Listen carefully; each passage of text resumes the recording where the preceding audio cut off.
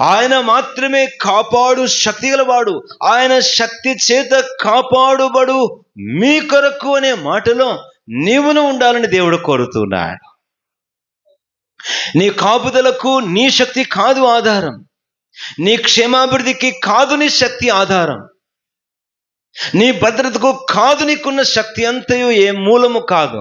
కేవలం శక్తిమంతుడు నిన్ను కాపాడేందుకు శక్తిమంతుడు అనే సంగతి గ్రహించి అభద్రతాభావాన్ని విడిచిపెట్టి, అపాయమును గూర్చిన భయమును విడిచిపెట్టి, ఆపదలను గూర్చిన చింతను విడిచిపెట్టి నిర్భయముగా ముందుకు సాగిపోవాల్సిందిగా దేవుని పేరిట మనవి చేస్తున్నాను.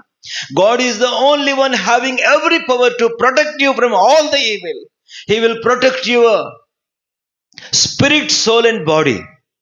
నీ ఆత్మ ప్రాణ శరీరాలను ఆయన కాపాడగలడు.